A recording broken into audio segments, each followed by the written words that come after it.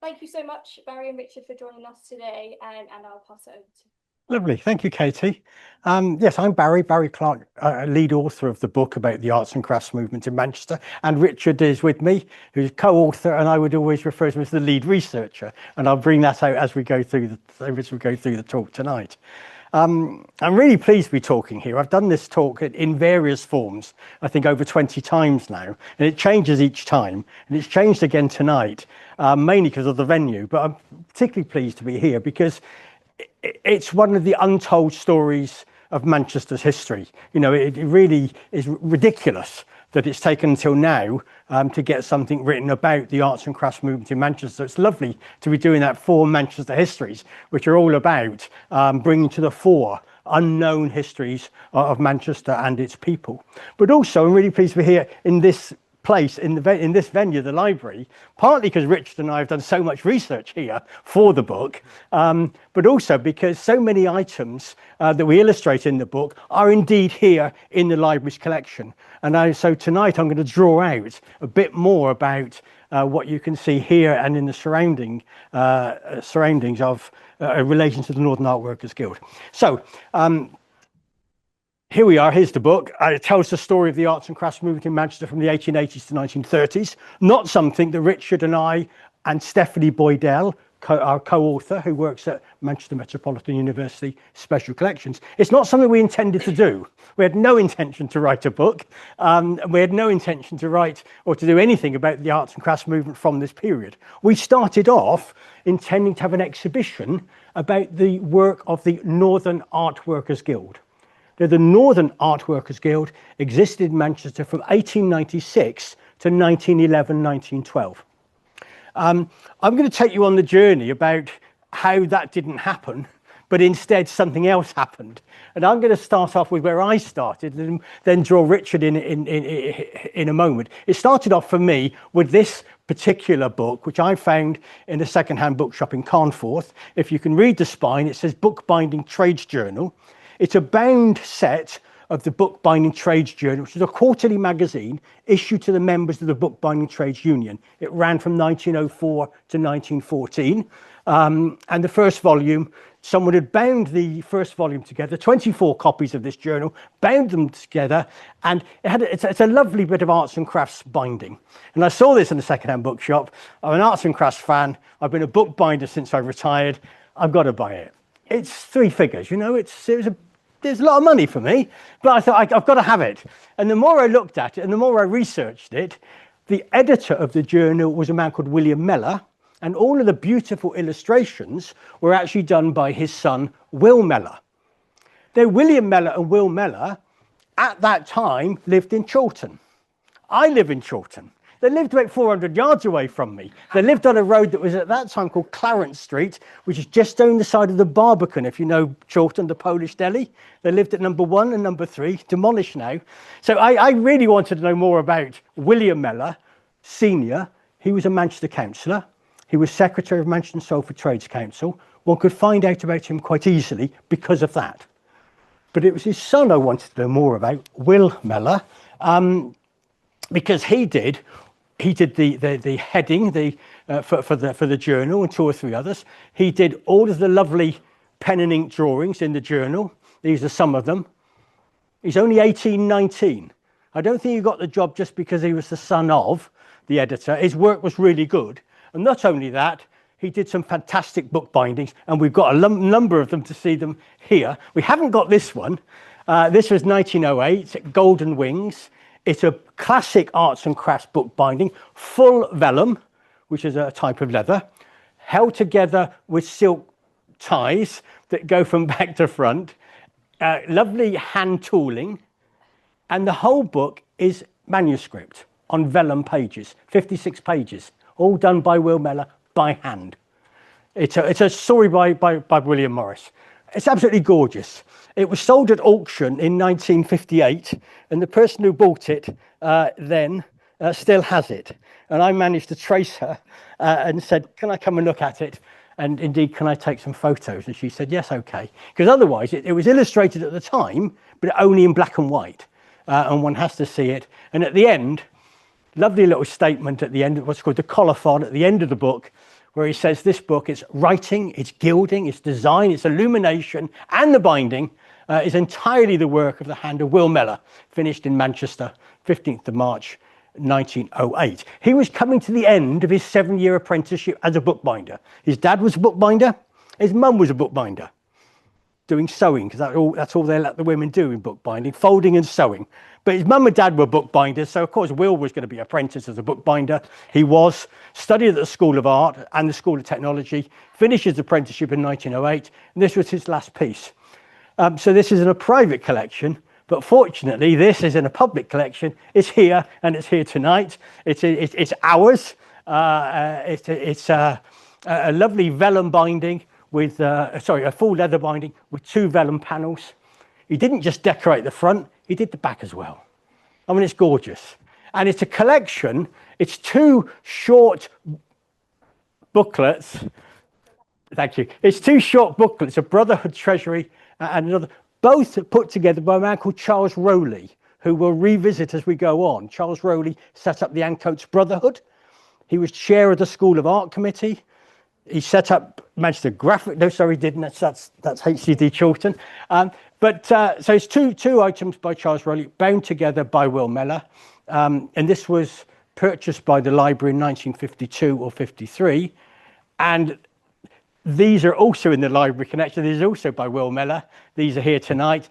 And the link is this, which is also here, because this is Will Mellor's binding together of 2 catalogues of the Northern Art Workers Guild. That's the connection. Northern Art Workers Guild had an exhibition in 1898 and another in 1903. 2 lovely catalogues. Will Mellor in 1898 was what? 13. He wasn't active, but he got the catalogues and he bound the 2 together in a lovely full vellum, full leather binding, and that was came to the library in 1952, 53 as well. Now, the important thing in doing the research, I did a lot of research on Will Mellor and William Mellor, and I worked with Stephanie. We had a little exhibition here in the library as well as at MMU. But the key connection is that Will Mellor was secretary of the Northern Art Workers Guild from 1905 to 1911. Now, that was an important bit of information because anyone interested in the Northern Art Workers Guild, so Richard and I and Stephanie and other people, have always bemoaned the fact that nothing's been written about the Northern Art Workers Guild. Well, that's not quite true. Very little has been written. And usually there's this one line in the books on the arts and crafts movement, and it's usually wrong. Because it usually says, Walter Crane set it up. It was the brainchild of Walter Crane. Or sometimes it said that Edgar Wood ran the organisation. Well, sorry, that's just too simplistic. It's the great man theory of history. It's not good enough. But that was all that was around. So it was quite helpful to know that Will Mellor was the secretary for all those years. So what happened then was that Stephanie and I, we'd met Richard. We had met Richard through Victorian Society meetings. And we knew that Richard had actually independently done an enormous amount of research on the Northern Art Workers Guild, and indeed had organised a small exhibition at the Edgar Wood Centre in Middleton. So the 3 of us got together and said, come on, let's get this organisation off the ground. Let's have an exhibition at MMU, because they had a small exhibition space. Let's get an exhibition together about the Northern Art Workers Guild. Now, to do that, we had to reinvent the organisation. Why has no one written about it? Because their archives have been lost. There are no membership records, no minutes of meetings, no correspondence, nothing. All we've got are the exhibition catalogues, which are here in this library, and they're in 1 or 2 other public libraries. There's very little else around. But Richard had done an enormous amount of research and already put together a sort of a mini directory of some 80-odd members. So let me just summarise what we found out, and this is going to be the basis of our exhibition. So first of all, I want to tell you about who were the members and what did they do. So we've established its period of office was 1896, that's quite clear. We don't quite know when it folded because it just didn't get reported. There was an exhibition in 1911 in the Art Gallery. There was a letter in the Manchester Guardian in 1912 where the Northern Art Workers Guild was a co-signatory. doesn't necessarily, but we think it folded 1911 or 1912. We've established that over its lifetime, it had around 100 or more members. We know about 1898, it probably had about 90 members. We know in 1911, it probably had about 45 members. That's because we found that in newspaper references from the day. But overall, it would have had over 100 members. Some of them might have been members only for 1 or 2 years. Some of them would have been members throughout the whole period. But without the membership records, we can't exactly say that. And a really good mixture, and this is what was an important point about the arts and crafts movement, they decried that sort of hierarchy of the arts, fine arts, architecture, sculpture, and then the lesser arts of furniture, ceramics, metalwork. They decried all that. So they were a mix of fine artists, sculptors, architects, lots of artists. And I keep on making this point. I just read a review about something else, which again made the point that women were not admitted to arts guilds in this time of this period. The London-based Art Workers Guild did not admit women members and didn't admit women members till 1966. The Northern Art Workers Guild was incredibly unusual because women were equal members and they were very active members, as I'll show you. And I think that's probably something to do with Manchester being so important in terms of the women's suffrage movement. And they had honorary members. So let's show you a bit about the members. Oh, first of all, Richard traced this. We've found, although the archive doesn't exist, we've found now virtually all of the documents that they published. And we've got them all in the book because they're all over the place and they're not easily accessible. So we've made a point of making sure they're illustrated in our book. Richard found this over the road at the Art Gallery. It's in the archive of the Manchester Academy of Fine Arts. It was an invitation to attend the meeting to set it up, and it was sent to the secretary of the Manchester Academy of Fine Arts, Miss Emma Magnus. And here we can see a mixture of the people saying, come on, let's get together. Mixture of painters, architects, metal worker, stop touching the screen, a metal worker, printers, decorators, and there was a woman in that group, Isabel Dacre, who some of you will know, and I'll come back to her. This is their emblem and their motto, very arts and crafts, having a motto, a little homily, the life so short, the craft so long to learn, Manchester be there. And a friend of ours, a friend of Richard, Nick Baker, is no longer in this country, but an arts and crafts enthusiast, said, do you know what?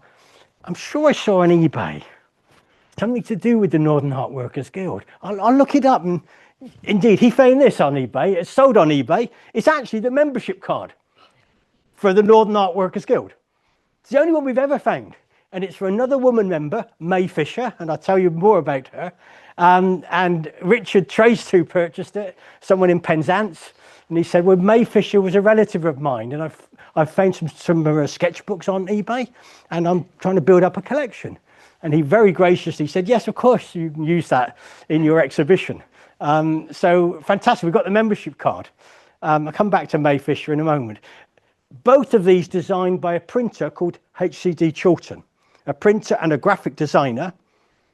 And I'll mention him quite a bit. HCD Chilton, didn't live in Chilton. He actually later on lived in Bramall in a house designed by his friend, the architect Edgar Wood, who we'll come on to. We also found the rules. Richard traced an archive at Lancaster University for a man called John Chambers, who was a ceramicist who worked for Pilkingtons. And his family had left an archive of material to Lancaster. I'm not quite sure why, but Richard contacted them and they said, yeah, there is some stuff in there about this Northern Art Workers Guild, but it's not been catalogued. Maybe you'd like to come up and have a look. Well, we found this sounds boring, but my word, if you're researching an organisation to find its rules and its constitution, incredibly helpful and rather beautiful as well.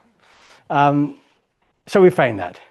Let me show you a very quick snapshot of the members. Fine artists. This is a painting in Manchester Art Gallery over the road, and it's a painting of the sculptor John Cassidy, who was also a member of the Northern Art Workers Guild, by a man called Reginald Barber. This I'm showing you because it's got a frieze painted by the painter Frederick Jackson, who became part of the Staithes School, friend of Edgar Wood. And interestingly, he did a lot of friezes and frescoes for buildings by Edgar Wood. And this is in an Edgar Wood building over in Huddersfield. And here we've got a frieze, well, it's a whole wall painting by a man called Hugh Wallace. Hugh Wallace, most people know him as a metal worker, worked in Altrincham, but he was also a fine artist. He was a painter. He exhibited at Manchester Art Gallery. And this is in a house in Surrey, designed by Barry Parker. Barry Parker, an arts and crafts architect in Manchester, trained in Altrincham. So it's a house that Barry Parker designed in Surrey. And the client said for his internal gymnasium, he wanted the walls painted as if he was still out in the Surrey hills. So Hugh Wallace was shipped down to do that. So we've got, it illustrates the collaboration that went on between the members. So we've got fine artists, we've got architects. Here's Parker and Unwin, Barry Parker and Raymond Unwin. Their book, The Art of Building a Home, about 1905, I think, consists of about 7 or 8 essays. 3 or 4 of them were first written or first given as talks to the Northern Art Workers Guild here in Manchester. Let's say Parker trained with George Armitage. It was Armitage, wasn't it? Down in Altrincham. So Parker and Unwin were members. Edgar Wood, many of you will recognise this. This isn't the finished version. First Church of Christ Scientist in Victoria Park. Pevsner said, one of the most important buildings of its period. One of the most important buildings in England, nay, anywhere. Pioneering work. Broad range of work that Edgar Wood did as Manchester's premier arts and crafts architect. So this was a watercolour he did of the intended version. It changed a bit. So we've got architects. We've got, oh, Barry, stop it. I've never done this before, but can we go back again? Sorry, I touched it twice. Manchester Royal Infirmary, architect member, a bit more classic Edwardian rather than arts and crafts, but another member. And this is the terracotta plaque on the side of the School of Art Extension, the architect being another Northern Art Workers Guild member, and the terracotta plaque by John Cooper, another arts and crafts member of the Northern Art Workers Guild. So we've got architects, we've got stained glass designers. On the left, E.A. Taylor. This is in a church in Whalley Range, St Margaret's Church in Whalley Range. E.A. Taylor worked for George Ragg and Co. in Salford. E.A. Taylor, better known as one of the Glasgow School, a furniture designer really up there, but he came to George Ragg and he was head of their stained glass design studio. Lots of stained glass around Manchester in the northwest by Taylor when he worked for George Ragg. And Taylor was married to Jessie King, Glasgow School book illustrator. They both lived in Salford for 5 or 6 years. Here's a stained glass window by Walter Pierce, stained glass designer of Manchester, had his studios and workshops on Gartside Street before moving out to Wilmslow. And here we have another piece of stained glass by Gus Hiller. So we've got stained glass designers. We've got sculptors. On the left, this is in St Anne's Square, Manchester Liners House. If you look up, you'll see it. It's been cleaned recently. Fantastic. It's very arts and crafts with that galleon and the head, etc. But it's 1920s. Portland stone. And here, this is inside John Rylands. So that's by a man called Miller. This is by John Cassidy. And I showed you the portrait of John Cassidy earlier on.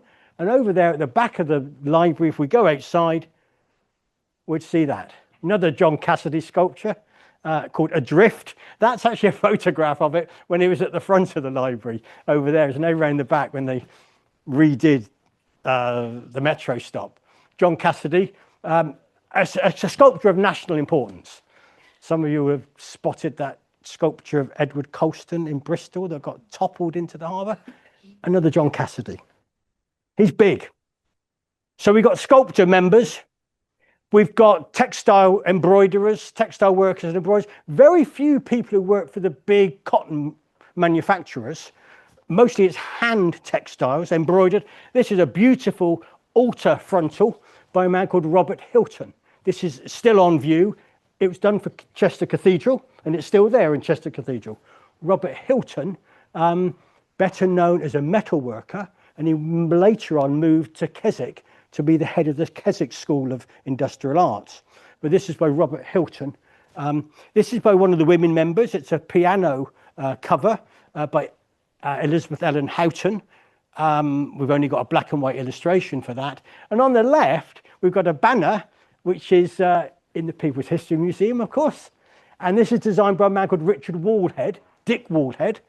He was big in the Clarion movement, lived in Wilmslow, lived for a time in Burnage Garden Village, for those of you who know that little enclave of arts and crafts houses. But he later on, he's big in the Labour Party, and he later on moved to Merthyr, where he became the candidate for and the elected MP for Merthyr Tydfil. And when he was the MP, how many other arts and crafts designers became Labour MPs? He must be the only one, I think, surely. Anyway, he designed this banner for Merthyr. So we got textiles, but not what you would normally think of as textiles in terms of Manchester. We've got metal workers. We've got Smithies, James Smithies, whose practice was in Wilmslow. And again, Richard got access to this. At the Edgar Wood Centre in Middleton, they had an open day. People came and someone said, James Smith is a relative of mine, you know. Turns out I've got a photograph of him in his workshop about 1900. I mean, it's fantastic. Gorgeous. And this is one of his pieces of work. Lots of Smithies work. Lots of it comes up. You can find it on eBay. This is the baptismal jug in a church in Chester. This, the Tree of Life lectern, is now in a church in Richmond in South London, recently restored by John Carr, a metal worker who had his own practice and also worked for George Ragg, but absolutely beautiful piece of restoration. Really lovely piece of metal work. So we've got metal workers, we've got furniture designers, Edgar Wood, beautiful a bed designed by Edgar Wood, the architect, also did woodwork and some metal work. This is Dick Waldhead again, the man who did the Merthyr Tydfil banner. I mean, he was very interesting. He decorated a lot of the Clarion clubhouses. Fascinating man who deserves a lot more to be written about him. And this is Robert Hilton, and I showed you the altar frontal at Chester Cathedral. Again, designing in a number of different media. That's in a church in Chester. And at the top here is a piece of furniture in the Manchester Art Gallery, because they've got a lot of furniture by John Henry Sellers, who was a colleague and a partner with Edgar Wood. And I just, I hope it's there. I came in a bit earlier to see, yes, there it is. Here in the library, we've got a John Henry Sellers piece, and it's actually in use very appropriately as part of the Shakespeare exhibition. And it mentions a woman called Rosa Grindon, who we'll come back to in a moment. And there's a little bit of detail. It's a beautiful little cabinet that was presented to the library in 1934 when the Central Reference Library opened.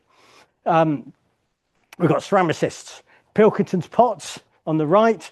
Another ceramicist. This was from, this is in the Manchester School of Art collection, MMU, but it was exhibited at one of the Northern Art Workers Guild exhibitions. And here, some tiles in the Manchester School of Art extension from 1898. And remind me, Cooper, is it Cooper? You can't remember, I think it's Cooper. Interesting though, they're paid for by a man called Joseph Waterhouse, not Alfred Waterhouse, Joseph Waterhouse, who was actually a designer for the cotton industry. And he was another member of the Northern Art Workers Guild. So we've got ceramicists, we've got graphic designers, we've got bookbinders. We've seen that from Will Mellor.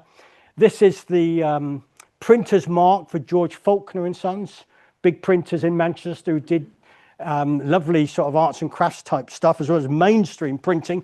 And their little printer's mark was designed by Walter Crane. And here we've got an extract, a detail from a Christmas card by Henry Cadness, who was deputy principal at the Manchester School of Art. So there are illustrations of Northern Art Workers Guild members who were involved in printing or the graphic arts. And here in the library, there's a little collection of stuff relating to another member called John Cantrill, who ran a firm of decorators. And I just used this, Katie, come to my help. I just used this because we are in the library. just to show this, it's just a lovely bit of graphic design. But Cantrill and his two sons were members of the Northern Art Workers Guild as well. So, an amazing cross-section of crafts represented, and very good quality work made here in Manchester and environs. I want to say a word or two about the women members, because I think it's incredibly unusual. I'm more and more convinced of it the more I read reviews of saying how women were excluded. Indeed, they were. Was there any other organisation that did not exclude women from its membership? The Northern Art Workers Guild didn't. We don't know if it was a contested issue because there are no records.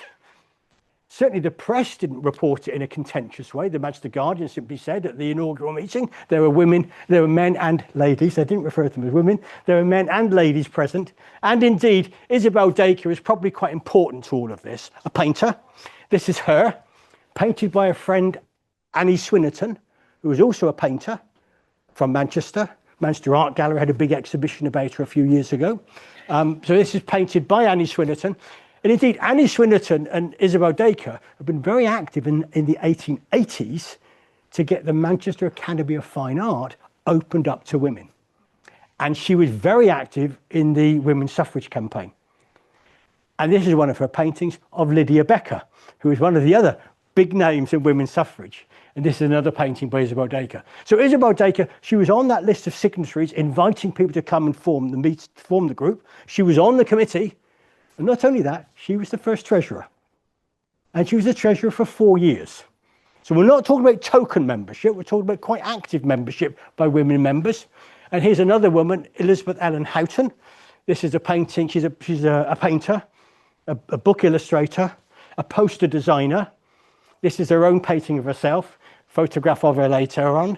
These are the end papers from one of her children's books that we like so much that we use them as the end papers in our book. Elizabeth Ellen Houghton, she did the poster for the first exhibition in 1898. And these are 4 of her children's books. Fancy writing a children's book about the coming of the ship canal. It's bizarre, it's a bizarre book. These 2 are co-written with Thomas Crane. Thomas Crane was Walter Crane's brother. Elizabeth Ellen Houghton's mum, her brother was Walter Crane's dad. So Elizabeth Ellen Houghton is a cousin of Thomas Crane and Walter Crane. She was brought up in Warrington. So Elizabeth, a very active member on the committee, designed the posters.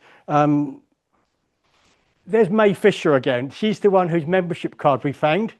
And the person that Richard traced and down in Penzance said, you know what, I've got a photograph of her taken about 1900. Would you like to have that as well? So it's lovely to see these people. She was a book illustrator, died rather young. And she designed book plates. So I've used 2 book plates to illustrate her work. And book plates was something that were revived very much by the arts and crafts artists. So May Chatteris Fisher. She was also the curator of the Arts and Crafts Museum. Manchester School of Art had an Arts and Crafts Museum in the School of Art Extension in the late 1890s through the 1900s, and it was open to the public as well. May Fisher was appointed as the first curator. So we've got women who are very active. And some honorary members, Walter Crane. Walter Crane was in Manchester. Some of you will know he was head of design at the School of Art here from 1893 to 1896. The Northern Art Workers Guild was formed in 1896, just when he was finishing that post. He was a life member.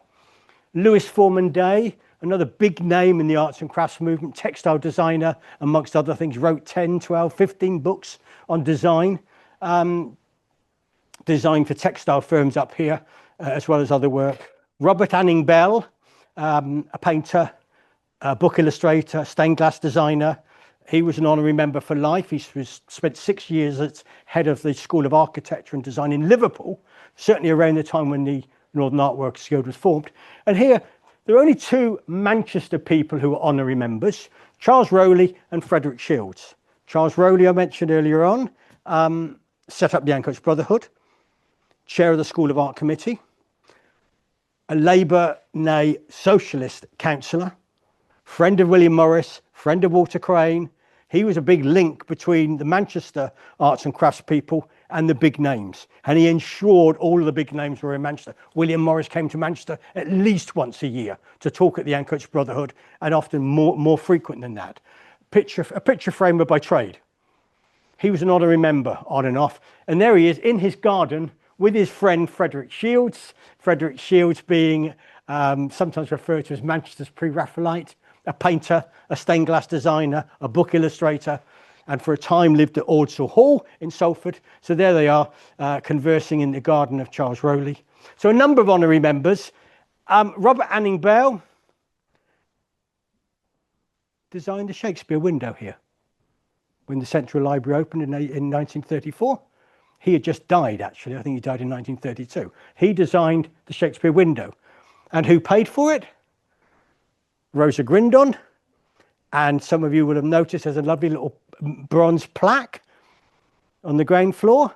There it is, of Rosa Grindon. And who's the plaque by? The sculptor John Cassidy, who's a Northern Art Workers Guild member. So there's some lovely connections. So it's quite interesting things to see here in the library that are made by members of the Northern Art Workers Guild, not just books. So you can wander around and see these things without having to book to see them. So there we are. Because of all the research Richard had done, we moved on quite quickly on this. We came together about 2017, 2018, 2019. We're meeting frequently, comparing notes, building up our records. So we're rebuilding the organisation. We found most of the documents. We know they had over 100 members. We've got mini biographies of 80 or 90 of them. So what did they do as an organisation? Well, first of all, what didn't they do? They were not like the Birmingham Guild of Handicraft or Charles Ashby's Guild of Handicraft in the Cotswolds. They were companies that made and sold things. The Northern Art Workers Guild didn't make anything collectively. All those people were in their own crafts, their own business. It was really a club, a bit like the Art Workers Guild in London.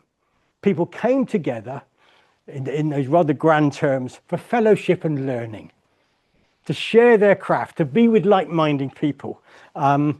So they had meetings. They had an annual programme of meetings here in Manchester, which they called their syllabus. And they had about 8 meetings on a Monday evening, once a month. And in the summer months, they had outings and rambles. And they had 3 or 4 exhibitions, 2 big exhibitions, 2 much smaller. So let's talk about what they actually did. Now, this was a fantastic find at Lancaster University. Almost all of this is their syllabus. It was just a folded sheet of paper. And they're beautiful artifacts in their own right. But on the back side of the folded sheet of paper had the list of the committee members and the officers and all their addresses. And inside, it had a list of all the meetings and the topics and all the speakers. So incredibly helpful in terms of rebuilding the organisation. Usually, the front cover reflected the trade or craft of the person who was the master of the guild. That was the most senior post. They were elected for 2 years. So I think Hugh Wallace was the master of the guild then. This was probably it was probably Burton, wasn't it, from Pilkington Tiles. So we found all the syllabi. So they had meetings. They didn't have their own premises, so they rented premises. They rented function rooms in the Grand Hotel. What was the Grand Hotel up on Piccadilly? Where else did they meet? They met at the Manchester Society of Architects premises, the Geisha Cafe off Cross Street.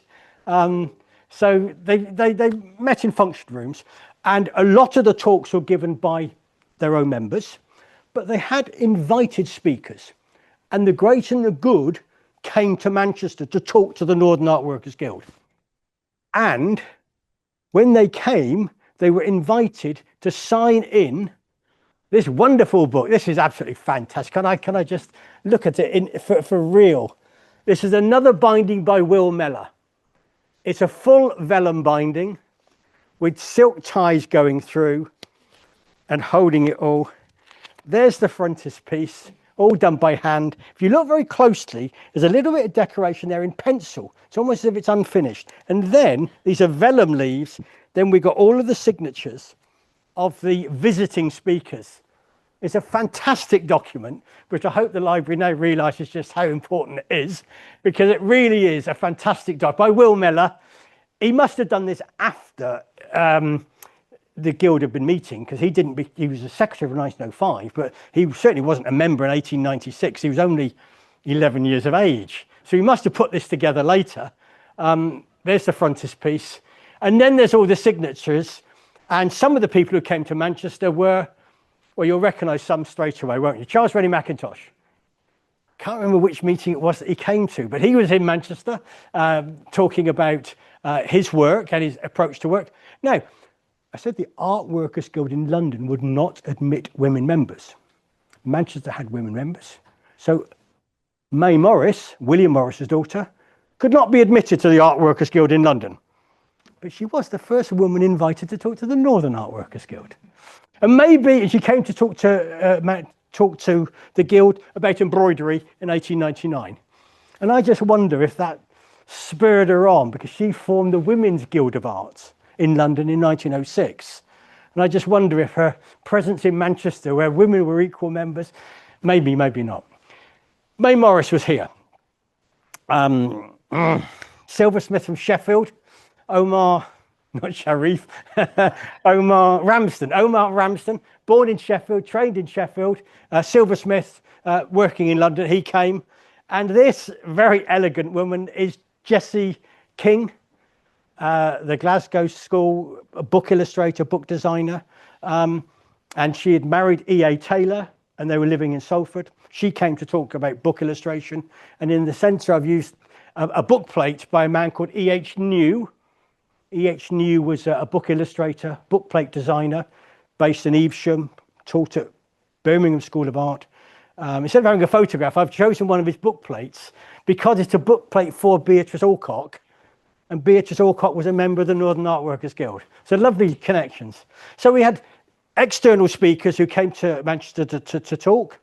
Can we go back one? And he's just replaced Charles Rennie Mackintosh. This is Herbert McNair, another one of the Glasgow Four. Herbert McNair came over from Liverpool because he was teaching in Liverpool for 4 or 5 years at the Liverpool School of Architecture. So lots of big names. There are other big names that I could have mentioned as well, but those were some of them. So they had meetings.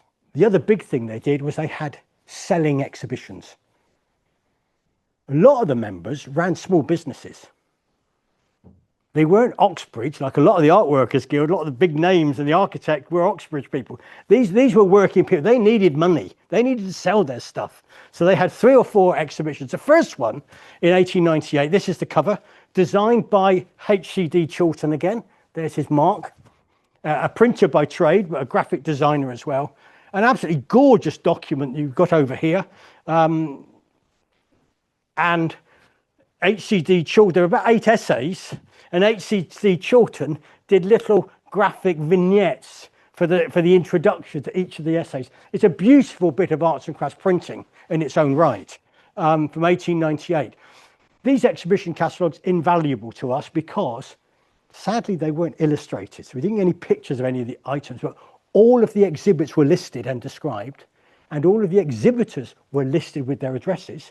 And to exhibit, you had to be a member.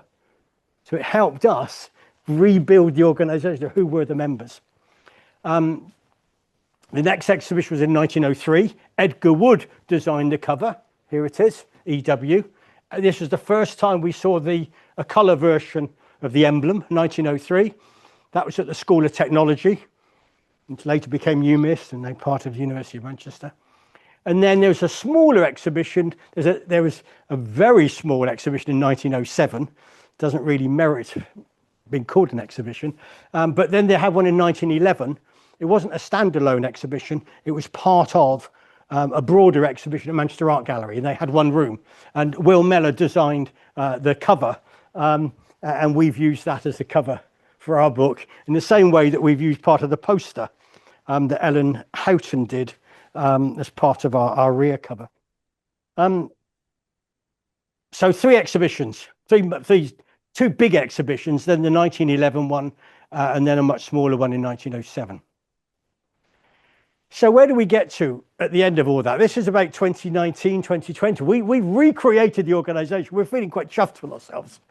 You know, from one line, which we knew was wrong. I'm going to go forward if you could go backwards. We knew was wrong, that it wasn't all set up by Walter Crane. It wasn't only run by Edgar Wood. It was a much richer picture. Thank you. And Edgar Wood's here, very artistic architect. Walked around with a cape and a cane, apparently.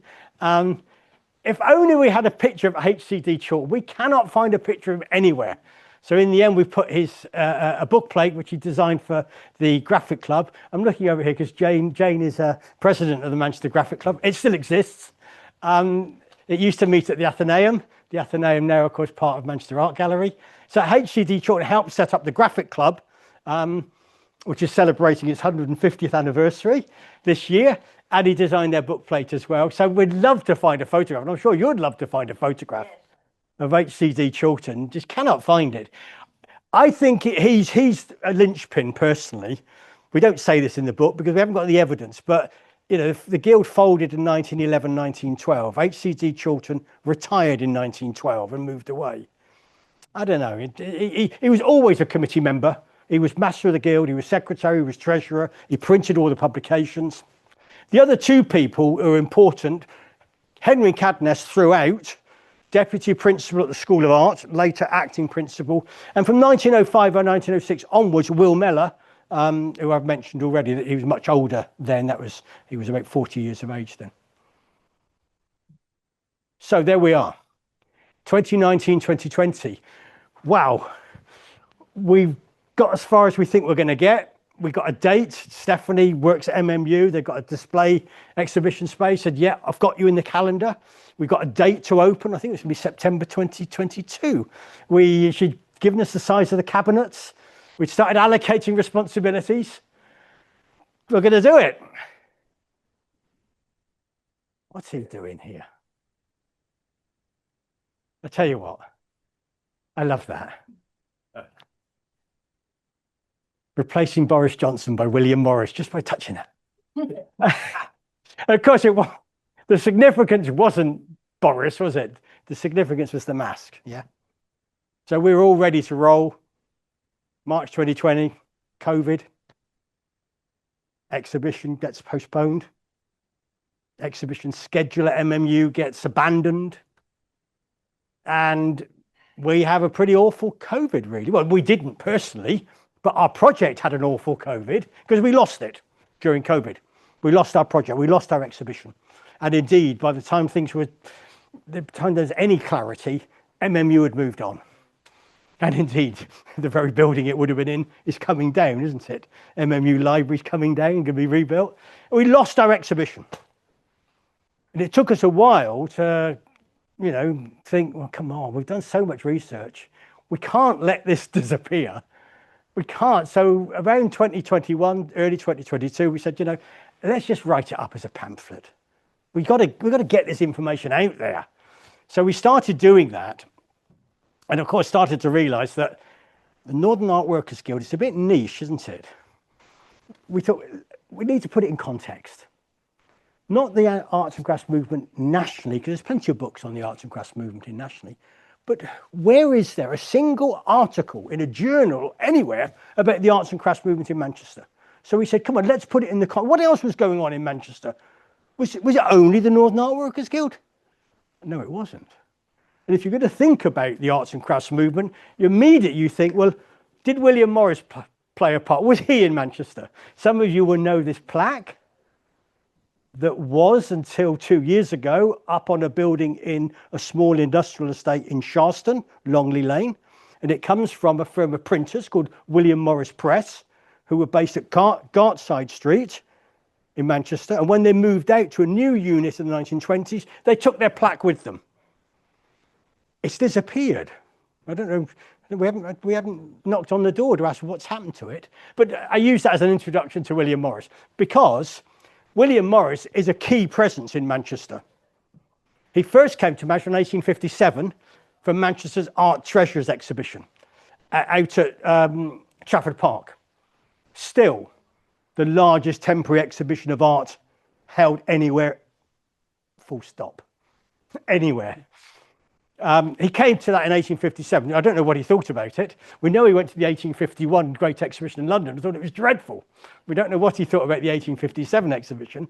And he next came to Manchester, or he was next heard in Manchester as a result of this man, Thomas Coglan Horsfall, who was a philanthropist who made his money in the cotton trade, but became a philanthropist and patron. And he was campaigning to get an art museum for Manchester. We didn't have the art gallery then. He was campaigning to get an art museum. He eventually got it in 1884, and it moved to Ancoats Hall in 1886, known as the Horsfall Museum. Here it is, in 1886. And he was campaigning to get that set up. And he wrote to William Morris and Ruskin and other people to get them to back him. And Morris replied, so I say Morris was first heard in Manchester in 1879. He wasn't here, but his letter was read out. And the significance was, we've identified 3 Manchester firsts relating to William Morris. The first one is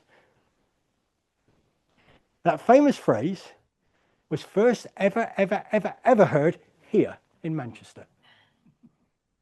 It was in the letter to Thomas Coglan Horsfall about his art museum. He said, I can't come, and I've got mixed views about it, but you know what? There's 3 or 4 key things. One is this. And that was read out at the Manchester Literary Club here in Manchester in 1879. Whenever it's referred to in a printed address to, I think, Birmingham School of Art. It was in 1880, 1881. It's actually first heard here in Manchester. The other first is that building, which you won't recognise. Oh, God, someone's nodding. Maybe you do. Demolished in the 1970s, Albert Square. Out there with your back to the town hall, looking down at Brasenose Street. That's Brasenose Street going down there. This is called Union House, a big red brick building with obviously a bar at the bottom. What's down at the bottom, if you can read it? Morris & Co. And that illustration is over here to look at. It was illustrated in a journal in 1883. The only Morris & Co shop outside of London was here in Manchester on Albert Square. First of all, it was on John Dalton Street, and then this building was ready in early 1883, and they moved in there, and it's got Morris & Co on the ground floor. So if you wanted to go to a Morris & Co shop, you either went to London or you came to Manchester. And when he closed it down, Kendall's took over the franchise to sell Morris & Co wallpapers, fabrics, etc. And just down Brasenose Street, Morris & Co had a cabinet making workshop here in Manchester. So another Manchester first. There's nowhere else outside London that had a Morris & Co outlet of its own. Oh, Charles Rowley comes back again. You can't get away from Charles Rowley. He's everywhere. And it's a lovely cartoon by his friend Walter Crane. There he is, standing on the cinder heap, of course, that represents dirty industrial Manchester. And he's saying to Manchester, come on, wake up. I've got this because, oh, God. I've got this because the third first related to William Morris is that the first explicitly socialist speech that Morris made was here in Manchester. It's called Art, Wealth and Riches in 1883. Charles Rowley was in the audience, and in his autobiography, he says this about this speech from Morris. He says, there was something sublime in the glorious rages of the great man as he pounded away at us to our delight and amazement. Well, Charles Rowley was a fellow socialist, so he would have loved it. But the speech was to a joint meeting of all the great and the good, the Manchester Literary Club, the Lit and Phil, all of the great liberal organisations. Well, they were liberal and they were paternalistic, but they weren't socialists. Fiona McCarthy refers to the very same speech. Fiona McCarthy wrote the most recent biography of William Morris, is probably 10 years old now, but referring to the same speech, he says, Morris, wearing evening dress, gave this inflammatory lecture before a joint conversazione of the Manchester Societies on the 6th of March 1883, and was pleased with the hostility of its reception, because the rising opposition gave him the satisfying opportunity to clarify his case. And he did. And the letters pages of the Manchester Courier, the Manchester Guardian were full of arguments about socialism, and Morris was writing as well. And of course, that was his first explicitly socialist speech in 1883. And of course, many of you know from 1883, almost to his death in 1896, he spent the rest of his life campaigning for socialism. So really quite important, Morris. 3 Manchester first. Quite apart from that, he was here frequently, once, 2, 3, 4 times a year, talking mostly about socialism, not about art. Big exhibition. I mentioned the School of Art, Arts and Crafts Museum, exhibition of Morris and Co. in 1908. And another bit of design work by Will Mellor, the Secretary of the Northern Art Workers Guild.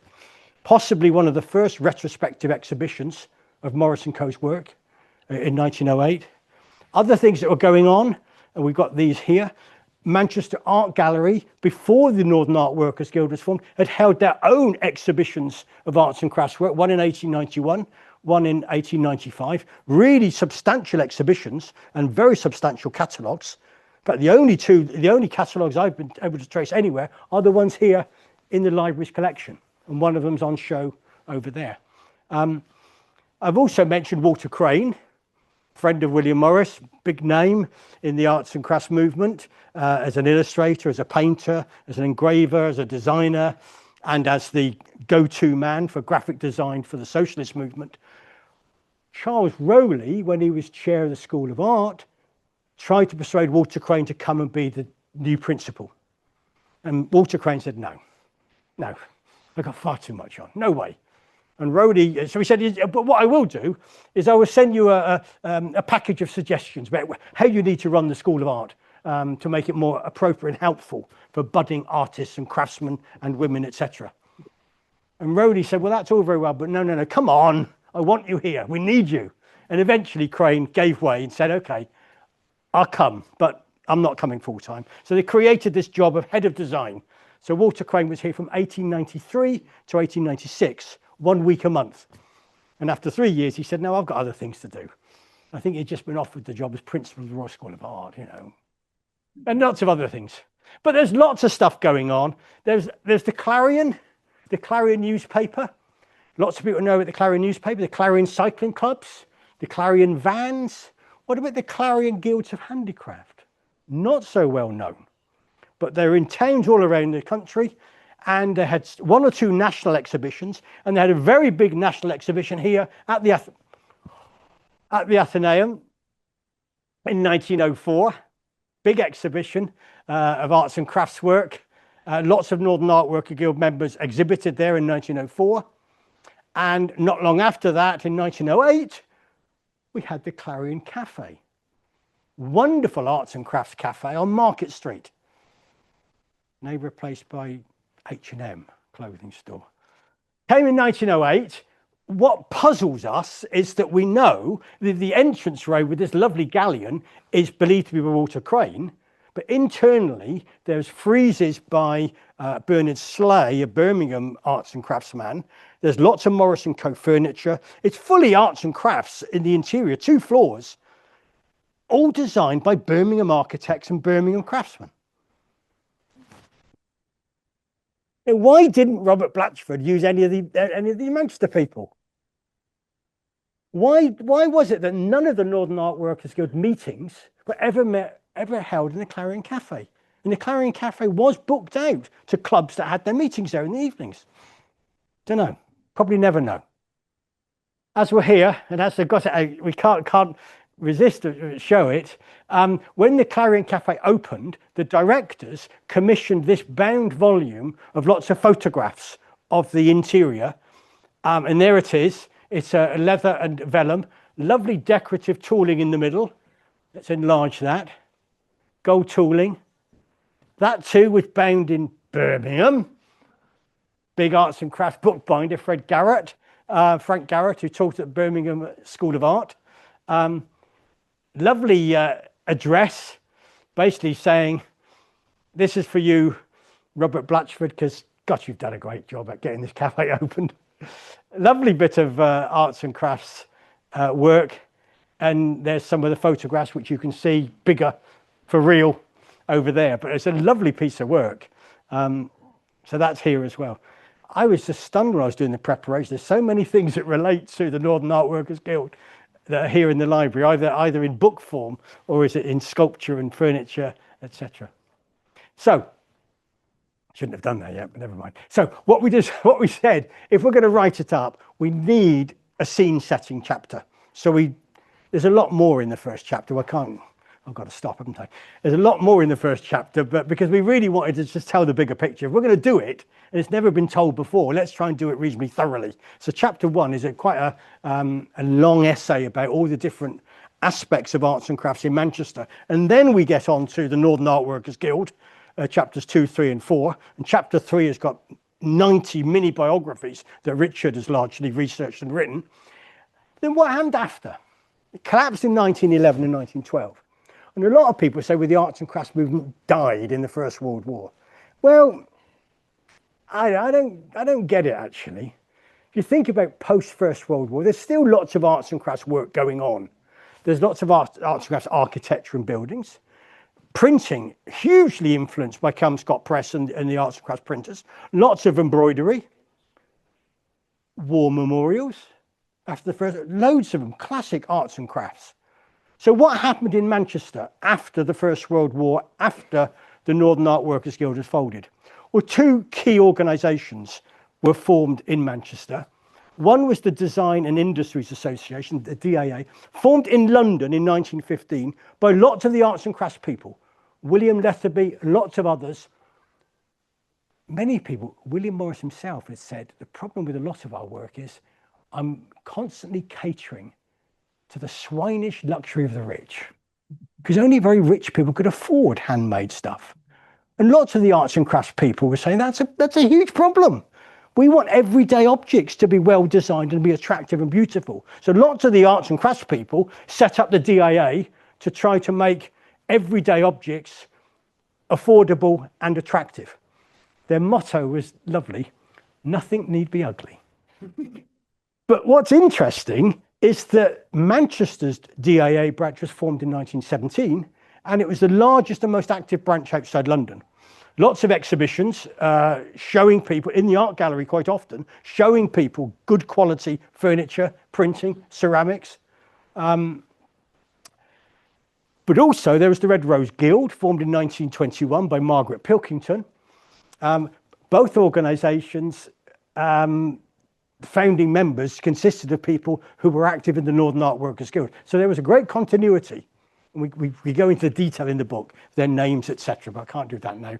The Red Rose Guild was essentially an annual exhibition of the best craft in the country. An annual exhibition, 3 or 4 days, 1921, didn't fold until the early 1980s. For a time, they had a shop on King Street. And it was the premier place to exhibit. If you made things, you wanted to be in the Red Rose Guild exhibitions.